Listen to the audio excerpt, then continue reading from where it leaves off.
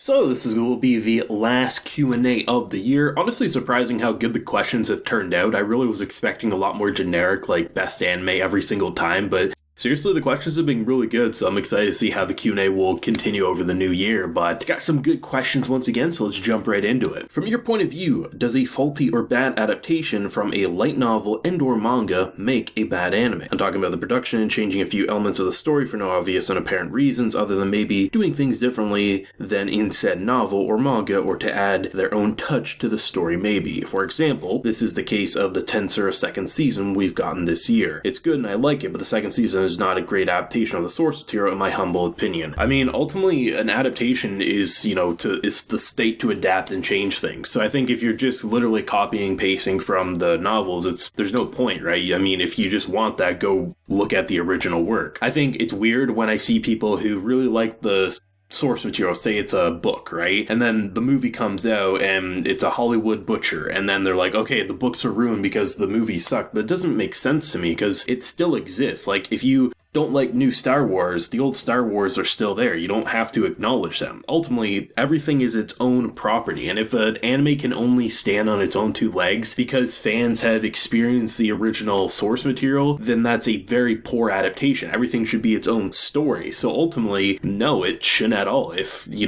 don't like Tensura's second season, Slime's second season, I mean, ultimately the books are still there and you should be able to enjoy it. But also, the anime should be able to stand on its own two legs for people like me who don't want to go and read that source material. And for me, stuff like Slime's second season was even better than the first. So that's kind of how I feel about it, is that things should be changed, and I think there should be ways to honor the source material, but you should also change it and make up for the shortcomings or make it easier to digest for the medium. Because in anime, you're not going to sit there and listen to an internal thought for 10 pages of dialogue. Instead, you can show things with the visual and the voice acting and all the extra bells and whistles that the anime medium has to offer, and that's what makes a good adaptation. And even if you think an adaptation is bad, it shouldn't distract from the original source if you do enjoy it. This comes from my friend Max. What mediums have you been enjoying lately that you keep off your channel? Manga, light novels, games, audiobooks, new music from a certain Canadian rock band, 2010 AMVs, manga. Man, you got so much in there. Honestly, the big thing for me is Netflix shows and video games.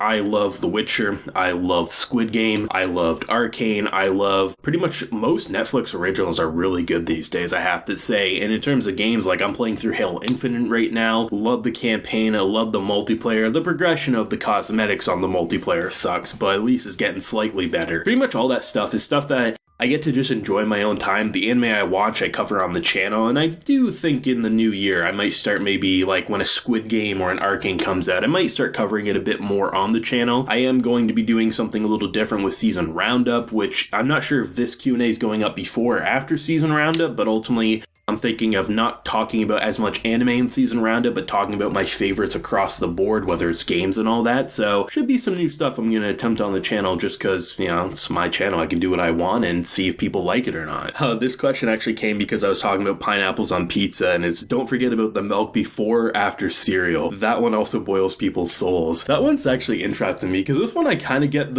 because for me, right, you put the cereal in and then you add the amount of milk, because each type of cereal and the amount of cereal put, you don't actually know how much milk you need until afterwards. And as someone who doesn't drink the milk after, because I just don't like the taste of milk as it stands, I like chocolate milk, but just standard milk it's gross to me. So for me, it's always, I put the cereal in and then I add the milk and I see how much I need, because really I don't fill the entire bowl full of milk. And if I was to do the milk first, it's such backwards logic in my opinion, but I'm gonna stick to my logic of pineapples on pizza, yay or nay. It's all preference. People can do whatever they want, but for me, it's always cereal and then milk, and it's never going to change. Once again, for the same person actually, but good question here. I've been reading quite a lot lately, and I don't really know how much you are into books, but in case you happen to be, I'm fairly interested in knowing some of the ones you've enjoyed or even loved. I'm a big fan of the author. I believe his name is Rick Riordan. I believe is his name. I'm going to put it on screen just in case I butchered it or got it completely wrong, but he wrote the Percy Jackson books, and he's done a lot of mythology books, whether it's Greek mythology, Roman mythology, Egyptian mythology. I I really enjoyed his works. I started reading him when I was in high school, around 10th or 11th grade, and I own all of the main series books of his. And I think despite maybe not having adaptations that live up to his works, it kind of hits that sweet spot of children can like it and even adults can like it because it has like this nice child innocence mixed with some really deep knowledge of mythologies. And that's actually how I got into mythologies, because one of my friends in high school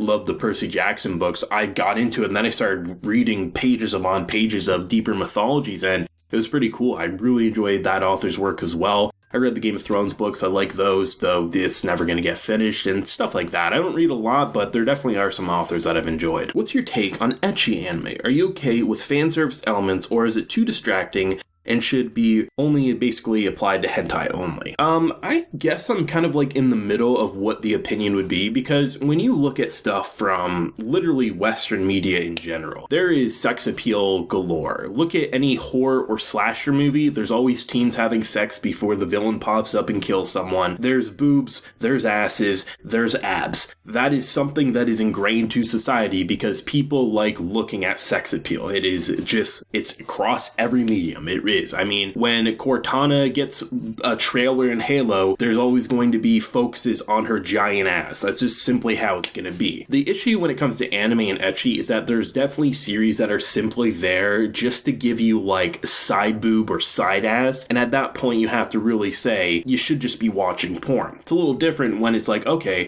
there's a kind of slutty outfit, but the story is good. It's like, oh, you get a bit of eye candy, but the story is the thing you're there for. For me, as long as like the series isn't built around the sex appeal, unless it's a comedy series, because when it's just stupid, slutty situations and it's funny, that shit cracks me up. That's how I feel anyway. So for me, like, I don't care. I mean, especially when people are like, oh, they're high school anime kids, and I'm like, do you not see like even Netflix stuff? Like half the time they're presented as high school kids too, and they're wearing the sluttiest shit out there that you think they're a stripper, right? It's just, there's a lot of hypocrites out there. It almost kind of reminds me of the people who criticize porn and people who have a job in porn, but they'll still jerk off to porn as they criticize the people on Twitter. So basically, don't be a hypocrite. I mean, it's different if it's just there to be fan service, but it's, everything's going to have some sex appeal at the end of the day. It's very rare that something doesn't. If it doesn't, cool, but it also shouldn't ruin something from you unless you're just angry for the sake of being angry. I'm going to do something a little different here. I'm thinking about maybe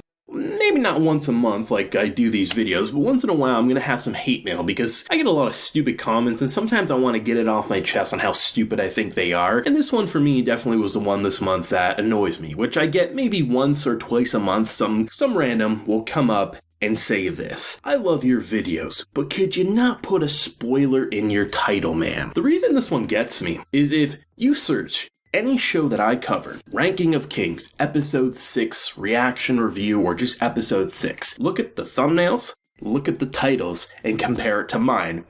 I make attractive looking thumbnails. I'm going to make something that people are going to say, oh, I see this in my recommended, I want to click it because the thumbnail looks cool. I'm going to put a exaggerated title of something that's in the episode, but not necessarily going to ruin the episode for you. I am not going to use the generic poster art as a thumbnail. I'm not going to use a generic title that no one's going to click on. It is a job for me as much as it is a hobby. Everything is a spoiler at the end of the day. The difference between me and most channels out there is when a character dies, that character is not going to be dead in my thumbnail. That character is not going to be dead in my title. I will make it exciting. I will make it ominous. I will make it want to be clicked on, but I'm not going to say, oh my god, X character got killed. I'm going to say, I didn't see that death coming. Or I'm going to see, I didn't see that moment coming. If everything is a spoiler to you, that my videos, all videos online, are spoilers to you, stay off the fucking internet. That's the best way I can sum it up. I do my best to make it exciting and not ruining big moments, but everything's going to be a spoiler